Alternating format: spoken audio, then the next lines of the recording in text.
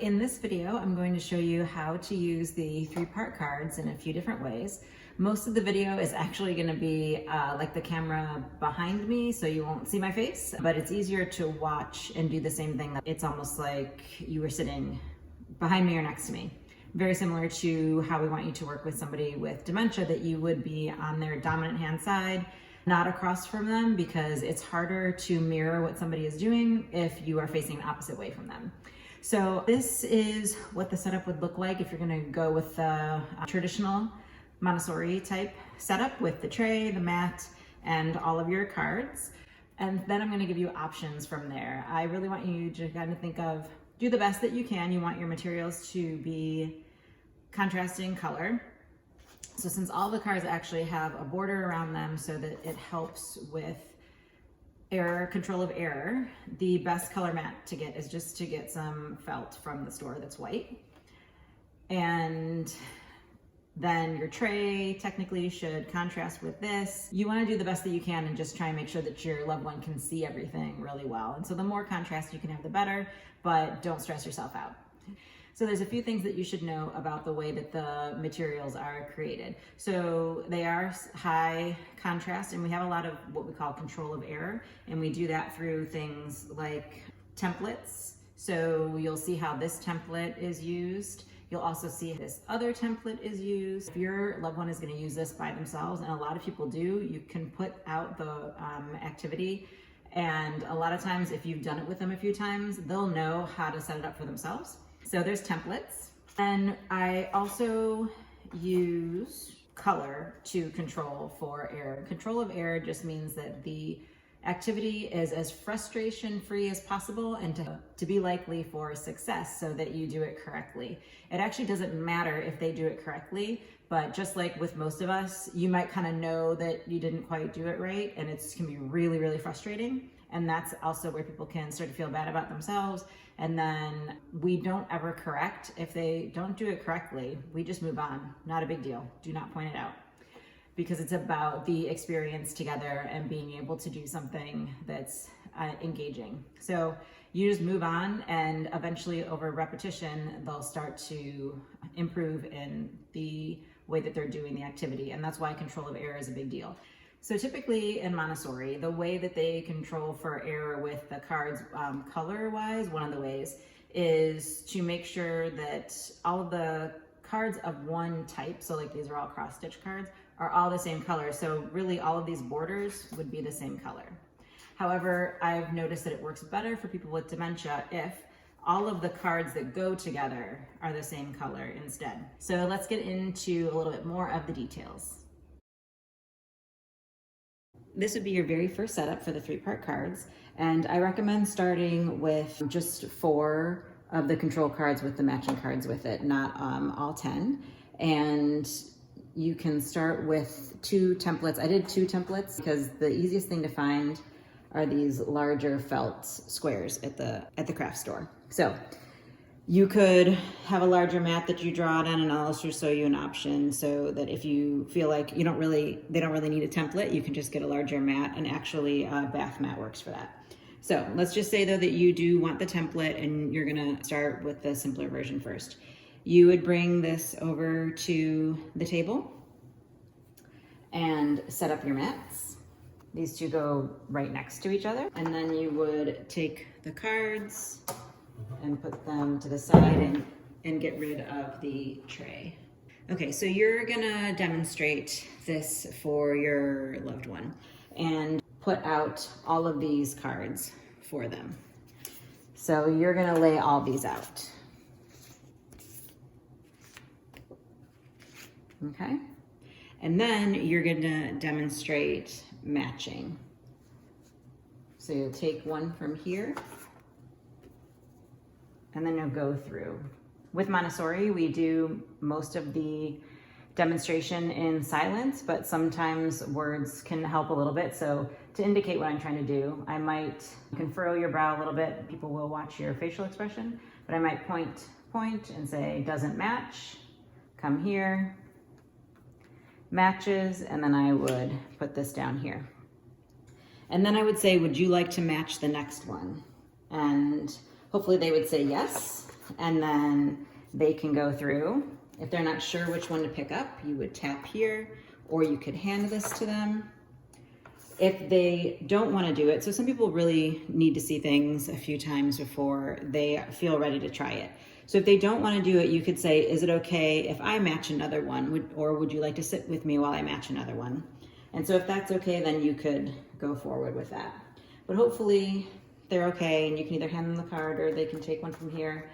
If these get to be hard to take out, you could just put one in here, kind of set it up correctly for them where they just pull out one at a time.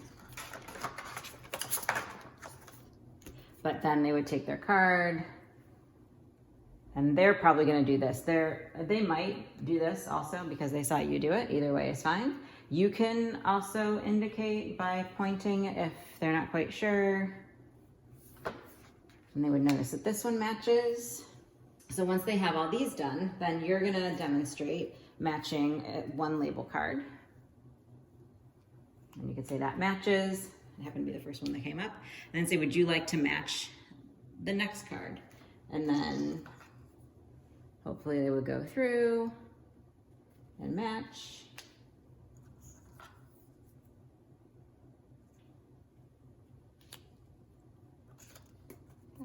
And the last one. Okay. Then when you are done with that, say, that was really fun. Would you like to do this again with me sometime? If they kind of seem engaged, you could take these 4 away, get 4 more. You could ask, would you like to do another set of cards? Get 4 more, set it up and everything, and you could do another 4. If you are all done, you could say, let's put these away, and demonstrate taking one of these off and putting it here, and say, would you like to put the next one away?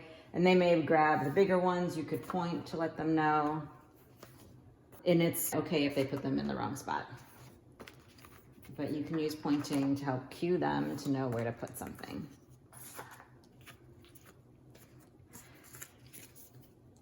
And then you could say, let's roll up the mats. And maybe one of you could roll one and ask them to follow while they roll the other one. And then you would bring the tray back over. And you can say, let's put the mats on the tray. And let's put the cards on the tray. And then you could put that away. Now let's say that they just filled in the spot here. That's fine. Say, would you like to do the next one? Or they may automatically do this next one, okay? So they might come here and notice this matches here. So the one thing is this does match this way because this is purple and this is purple. So they also match this way as well as this way. This is why the template has the extra space down here so that you kind of know that you're supposed to put these to the side and that the letters, the labels go under here. But let's just say that this happened. So it's fine and you could just keep going and they may just fill in blanks and things like that somewhere. Or if this seems to bother them, you could just say, oh, it looks like we should switch them, and you could switch them, it's okay. Because some people notice that it wasn't matching, but are not quite sure how to do it. And that's only if they put it in the wrong spot. So we just never correct anybody or argue with them or anything like that. If you need to take this a step back, and that was too confusing with all 4, then you're gonna put 2, of the cards, just 2. Okay, and then remove everything else you don't need. Okay, and so with that, your setup would be just 1 mat. And so with this one, you could do this the same way. You could put these 2 out. You demonstrate matching 1, matches. Would you like to try the next one? And then see if they'll grab the other one. It automatically matches. And then you would demonstrate 1 card, 1 label card, matches. Would you like to try the next one? And they could do this one. And then you could say, that was really fun. Would you like to do another set of cards? And so that's one option. The other one, to make this kind of like intermediate, is to put these back.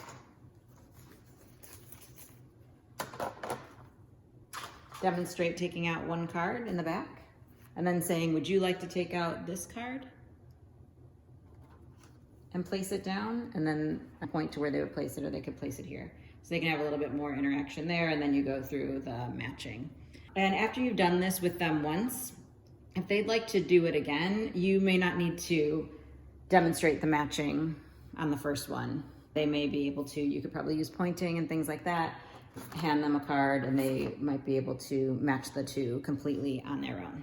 So you could do this without a mat with a template. Just make sure that whatever you're on contrasts with the cards. So there are green cards in here, so I would not use this green tablecloth, so I probably would bring out a mat. And a bathroom mat works well. They're pretty big. So with these, you can actually get, and you'll see in the pictures and the instructions, you can get a lot more cards on here. So with this one, if you were gonna do the 2, you could do it this way.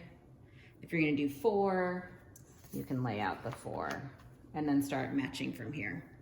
So you still have a bit of a template because there still is blank space on either side. So it really depends on the person. But think of it this way: when in doubt, when someone's having a hard time, the more cueing, environmental cueing you can give, the better. So adding in a template is a big help. Pointing more is a big help. And so they may struggle when the mat is just plain. Please remember, this needs to be like a plain mat. Even this, they may like to feel this and everything, and that's good. Don't get ones that are like super fluffy or have like things that are kind of flying off, like tufts or anything like that, because then people will pick at them. So the reason why you're demonstrating and have somebody else follow you is because we mimic what other people do. We have mirror neurons in our brain, and so we learn by watching somebody else. And we talk a lot about environmental cues and cues that cue our brain to do the thing, to tell us to do the thing that we need to do, I guess. Like, a lot of people have a very specific place where they put their keys and their purse and their coat every day when they come home. And that hook cues their brain to put their stuff away. Now, if you don't have that, like I don't, I tend to leave my keys everywhere. So I'm not actually, it's not a good idea, but I'm not cueing my brain to do the right thing, the thing that I want it to do, so that I don't lose my keys all the time. So there are lots of ways in our life that we have environmental cues that tell our brain what we want it to do. Your hazard lights on your car are a different color, the button's a different color, that's an environmental cue. Another really great idea is to have, if someone's really struggling, to have a completely separate set for yourself. So in those cases, what we do is I have my own mat, I take mine out and I put mine down, and then I ask, would you like to take your card out? They follow exactly every step that I'm doing. Then, when I'm looking, and so order your cards the same way that theirs are ordered. When I'm looking, I can do mine, put it to the side because it didn't match, and then I can ask them, would you like to check your cards? And then we can do the same thing. So there's multiple ways to do this so that you can really show them step by step. Always when you're done with your activity, thank them for doing the activity with you, say that you had a good time, would you like to do this again sometime? So you want to create the repetitive pattern that they know what kind of some of these cues are. So would you like to, if most of the time when you're going to do an activity with somebody, if you ask, would you like to do such and such with me, the would you like to is a cue that you're going to do something together. Always thank people for spending time with you, and then would you like to do this again sometime indicates that it is something that you obviously would do again. And so this process of doing activities together and spending time together becomes part of your normal day, just like, you know, work became part of somebody's normal day, or going to their quilting room and working on a quilt became part of their normal day. You want to kind of keep the same sequence of events and similar questions around these activities so that it becomes a normal part of someone's day. I put all of the cards in here right now, and if you know that your loved one needs a shorter activity or can't use as many cards at once, then go ahead and take out any cards and labels that you're not going to be using. So you're going to put your mat down.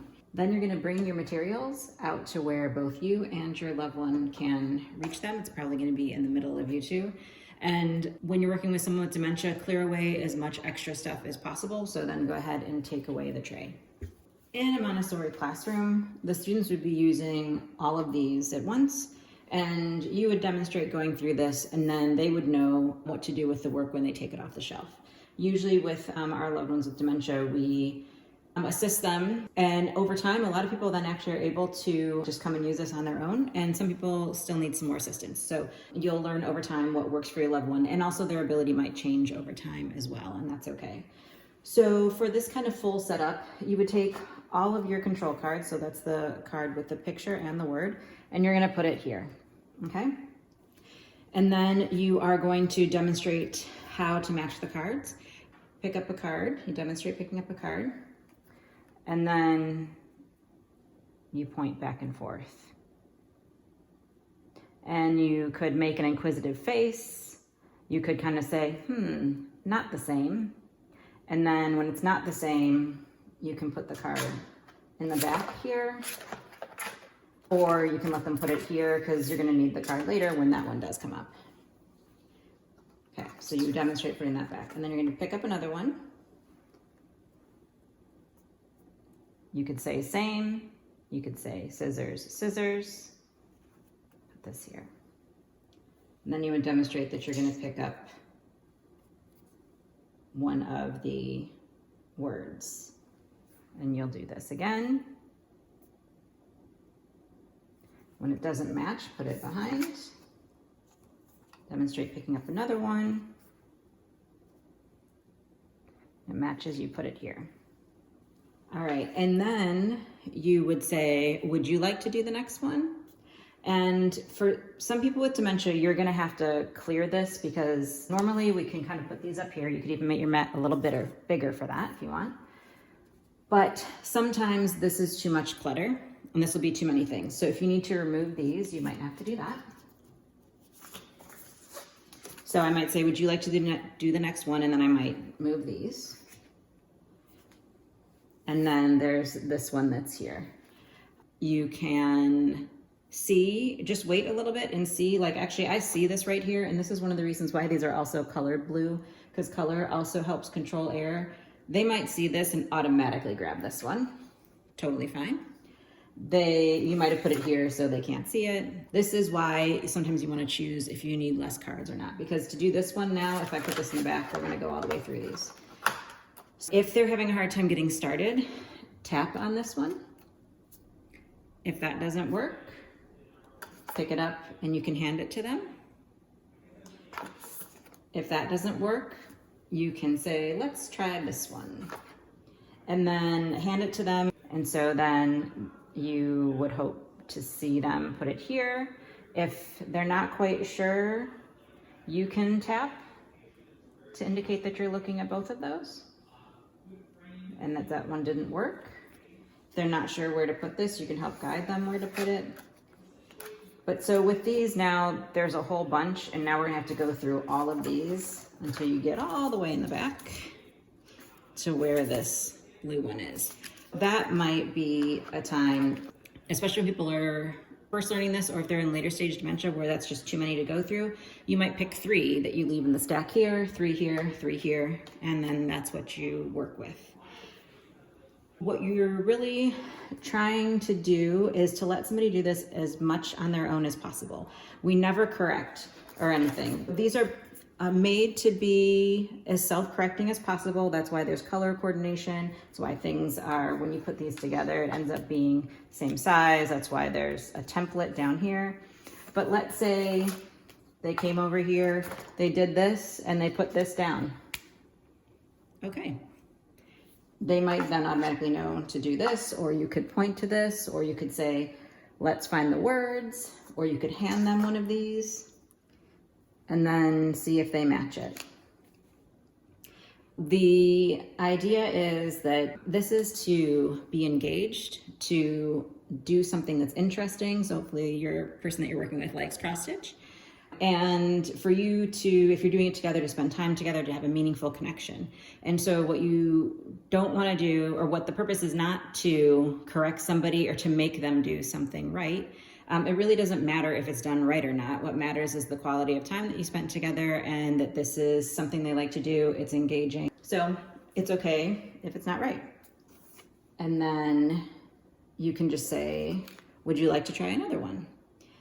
And then if they do, then you can take these away and put them to the side. You might want to, if it was a mismatch, you might want to slip this back here. Okay, and then they can start with their next ones. This isn't to try and reverse dementia. It is to make sure that people are still doing things that they enjoy in a way that is frustration-free, that keeps them engaged, and can help also decrease a lot of the negative behaviors that we see. And give you a creative and meaningful connection that you can spend with each other instead of trying to spend time, you know, with the person rummaging through things, wandering around the house, having repetitive questions. A lot of times, engaged activities, we can do those when somebody is really agitated to help decrease those behaviors. This is an example of another activity that you can do, and you could have a bigger mat. You'll notice in some ways, since these are much bigger, sometimes it's harder to kind of get larger mats and things like that, but do the best you can just so that there's enough contrast. Like this kind of bothers me that this is green and this is green. Green is my favorite color, but green with the white type is also the easiest for people with dementia to read. So if I was actually doing this with somebody, I would change this tablecloth in the back. But work with what you have because you don't want to stress yourself out by trying to be too perfect. Okay, so you could go through the having them set this up with you, which is totally fine. You would just demonstrate putting this out and asking if they would like to do the next one and just have those cards that are right here. But let's say that you wanted to start this from already being set up. So here, you always want to demonstrate this first, and then you want to see if you put this setup out, if they could follow this on their own because you've demonstrated to them. Or sometimes you might just need to demonstrate it once, and they'll be able to finish it on their own. So here, start just to demonstrate it here. I might start going here. And then I would put this down here. And then ask if they would like to do the next one. So the one thing I forgot to do is only put the cards that we're actually going to be using. All right. You could put extra to have a little bit of a mix in there so there's more to look through. The only thing is if there's one extra and then there's not another one here, that can be really frustrating to people. Instead, I would just ask, would you like to do the next one? And you may pick up this card, same process, or see if they pick it up on their own. And they can match and place it down. Okay. Now, for some people, 3 cards, not enough. You could do 5. Since they are bigger, just remember the person needs to be able to reach all the way across the table. So usually about 4 or 5 work. And then you could bring over the tray that you had before. Don't leave all the extra cards in it because that can be confusing. But if you put this here, and then you can indicate that they would put these here, and then you can point here. Okay, and they can help you put things away and roll up the mat.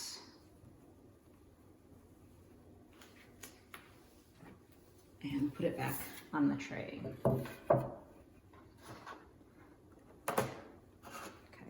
So what's good about this activity, many people are very familiar with matching, really common in a lot of games that everybody plays at all ages. And so after they've done it a few times, sometimes leaving this out on the table with this cue to please match the pictures, they may automatically know to take this out, to roll it out, or if you do have something where it is already contrasting, it could just be this without the mat. And then they may know that what they do is take everything out. They'll probably, if they've seen you put this there, they'll probably put that there. So they may know to take them out and then to match them. So it really depends on the person, but there's lots of options for this. The one that does tend to work the best is when it's already kind of pre-set up, you invite them to do an activity, or it's pre-set up and it's just in the house. And so when they're what we typically call wandering, they may see this and this will give them a cue to do the activity. And you may not even need to guide them at all. You might see that they sit down and want to do the activity and can't initiate. So that's when you do the first demonstration. You can help guide again. With your reading cards, what you would do here is put out these cards just like we had before. Think of them as a book, so picture on one side, words on another. You could use that template that we had as well. So you could lay these out, or you lay out one and then ask, would you like to put the next one down, and kind of point to where it should go. So the very first way to do this is to just demonstrate matching by color. So take out this one. So these match basically by color, and in all of them, somewhere in there is the same word, and you're gonna look, and then you could say purple, purple matches, and put that down. And then you could ask them if they would like to do the next one, and then they could match by color. So once you all have matched all of them, then you could ask, would you like to read these together? And you're probably gonna have to pick up one and read it. And then, so it's closer to you. And then ask them if they would like to read the next one. And if they would, then you can help them read it. They might just read it, or you can help them by following with your finger. Or some people with dementia have some vision problems where their eyes dart around and it's hard to keep words kind of straight, so you can also cover it with a white card and help them read it that way. But they're probably gonna wanna pick it up and read it. If they don't wanna read it, you could say, is it okay if I read it? And then you could read it, and then you would go and read the other ones as well. There is also the option to make this into a matching game. It's a little bit more complicated. You would just take the smaller the object cards and print doubles of them. And then just use a 9 grid, or even you could cut this to a 6 grid for whatever works for you all. And then you would have your cards here. You can lay them out and start flipping them over and matching, or you can ask them to lay them out face down, and they may lay them out. So with this cream matte might be okay, there might be enough contrast, or there might not, so I might switch this out to a different color, or maybe just not use the green cards because this is green, and then I might use the green tablecloth. So just, think the things through. Again, always test things out. All right, so when you're doing this one, so remember, you're trying to match the two. Once you find them, you're gonna put it over to the side. Okay, so let's say these are flipped over. I would demonstrate flipping one, and then flipping another. And then I would say those don't match, and then I would flip them back. Then I would flip another one, and I could flip another one. Those don't match. Then I could flip one until I find two that match. Here, and say these match, and then take them off. And then ask if they would like to find the next matching pair. So this is an actual memory game, and a lot of people can actually still do this game. It really depends on where your loved one is in the course of dementia. So if this isn't a good fit, then don't do this game with them. But it's just an expansion on the cards so that people of different ability levels have options.